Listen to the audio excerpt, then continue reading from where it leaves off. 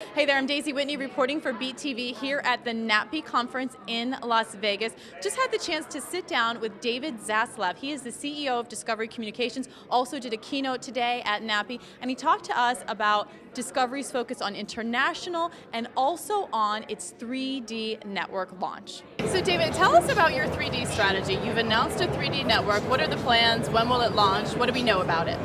Okay, we're in partnership with Sony and with IMAX.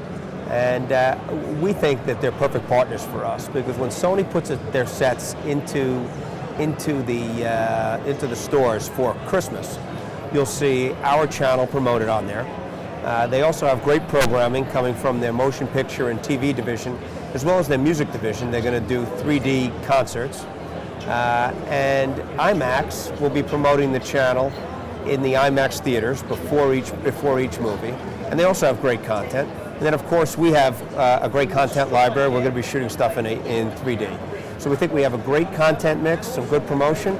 We're hoping for the fall to be ready for Christmas. The first 24-hour-a-day, 7-day-a-week channel. And the latest will be early in 2011. Now, you talked in your keynote about how sometimes with technology you have to make a bet beforehand and before it's proven. Just explain that a little bit and how that relates to 3D, because that was an interesting point. Sure. With HD, we really got out in front early. John Hendricks launched the first HD channel, and then we made a significant investment to launch 7 HD channels here in the US about 2 years ago. And it cost us a fair amount of money. Today the cost has come down, but it's been a real advantage for us because people move to the HD platform, and we have 7 channels on the HD tier.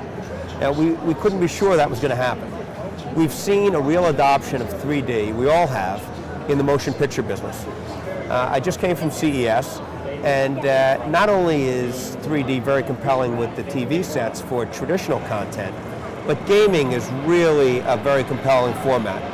And so we're not sure it's going to work, but we're betting it's going to, and we're going to be there if it does. And we think we got a good shot. Now, I know international is also an important part of your strategy, as you talked about. You had said that 3 years ago when you started at Discovery, it was a $100 million a year business. Now it's going to be 4 times that. Talk to us a little bit about the growth that you're seeing and why that is such a big opportunity and how you take advantage of it. Well, first, we have about 5 channels in 173 countries. So Discovery Communications got out very early to build those platforms all around the world.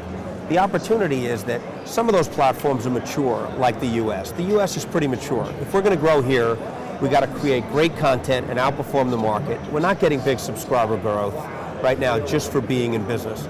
You have to really earn it. Outside the US, there are a lot of markets that are like the US 10 years ago. You know, Russia, Romania, Poland, India's showing enormous growth. And so there are a lot of markets where if you're well positioned, where we have 5 or 6 channels on analog in a lot of those markets, you're seeing very big growth. You're also seeing significant advertiser growth as the cable market becomes more compelling, just like we saw here in the US. And so we're sort of locked in a very strong position, and we want to take it for a ride. Final question for you, online video. Talk to us a little bit about what is the overall online video strategy for the Discovery Networks? What are you doing in that area? Well, first, we're not putting long-form content out in any meaningful way. We have a great library. We're paying a lot of attention to online on all platforms, but we're doing it mostly with clips. We recognize we need to really gain market share on those platforms, but we think the best way to do it is with clips rather than long form.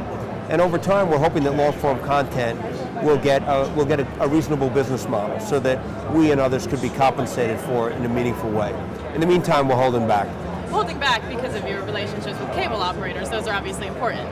Well, that's one reason. Also, our short form content works really well. We have a number of channels on YouTube. One of them is a Mythbusters channel.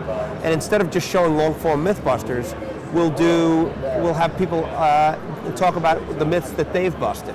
And we create more of a social engagement, which is really what we think is more what those platforms are for, rather than just sitting and watching long form content on a computer.